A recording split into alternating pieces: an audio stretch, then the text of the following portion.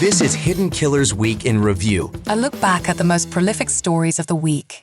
This is the Hidden Killers podcast with Tony Brueski. Featuring former FBI Special Agent and Chief of the Counterintelligence Behavioral Analysis Program, Robin Dreeke. There's so many questions here to this. Another question about possible bite marks. Earlier in the trial, the prosecution brought up some witnesses that said, we don't believe this is dog, but there is pig DNA there, which, well, dogs eat a lot of food. And I guess one could say, well, maybe it's in the teeth of the dog, but why is there no dog DNA there then? And the pig DNA is showing up. I don't know. It's very bizarre. Dr. Russell was also on the stand this week talking about bite marks versus scratch marks on John's arm. This is testimony that was given not to the jury, whether we're still determining whether or not this would be admitted. Let's take a look. Based on your review of all of those materials, were you able to confidently come to any conclusions or opinions about the nature of the injuries suffered by John O'Keefe, specifically as they relate to John O'Keefe's right arm? Yes. What is your opinion and conclusion concerning those injuries? Those injuries appear to be consistent with an animal attack. Can you be more specific in terms of the type of animal, or are you relegated to simply an animal attack? Well, they are consistent with a large dog attack.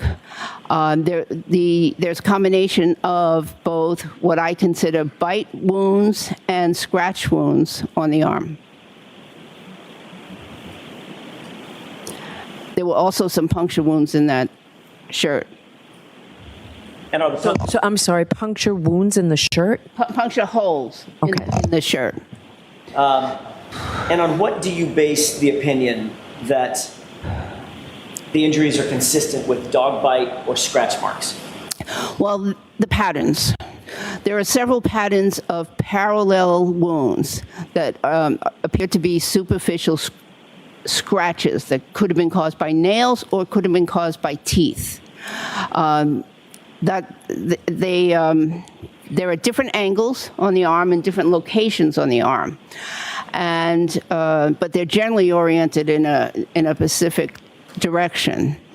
And there's also an area, the distal forearm, which is close to the wrist, which shows what I believe is an arch area of teeth marks. And what's the significance of the arch area? Well, so the arch would be the front area of the jaw of the animal, or the dog in this case, where the teeth tend to be close together and curved. There's a curved pattern to the configuration of the teeth. So, clearly, we know John O'Keefe did not die by a dog attack, but we're trying to somehow work this in here because there is some evidence of something that happened. I know it plays somewhat to their conspiracy that he was beat up in the house and the dog attacked him and all this. What do you make of all that? So the trooper was clearly not very comfortable with his testimony. Mm-hmm. So that he had a lot of stress indicators, and he again was redefining things, thrown through the air, projected, and all those things. So he was off, and then she brings up great points. A great hypothesis for a dog attack. Mm-hmm. Again, I think it just reiterates the challenges of this and bad drunken recollections, and I think one reason why there's such a pushback against from the prosecution about this, about him getting beat up in the house, was if you look at the relationships. So let's go back out 50,000 feet, and if we just heard some of these and witnessed and read some of these text messages going back and forth between John O'Keefe and Karen and everyone else involved in this couple days together. What we're seeing is a group of friends around John that like him and care for him, and that she is part of John's life, but maybe not really liked by the entire group, as we're kind of seeing here. And so the thought process from this group of people that are rallying around John, that they would do something against John, is important to them. Doesn't make sense. It doesn't make sense. So that's why that's why the reverse defense about a conspiracy theory about John's death and them getting beat up or something like that doesn't hold water for me either. When you're looking at the dynamic of the relationships that are here, I think what we have here again is a group of very, very unhealthy, toxic behaviors that manifested in a tragic death of everyone involved.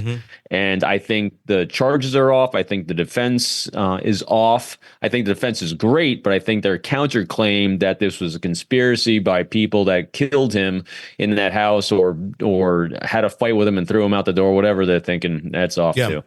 If there's any conspiracy, I think it maybe they tried to weight the scales a little bit against Karen Reed. Not because they did it, but they really wanted to make sure that she faced charges for what took place. That's the only thing that makes sense. Not at all acceptable behavior by any stretch of the imagination.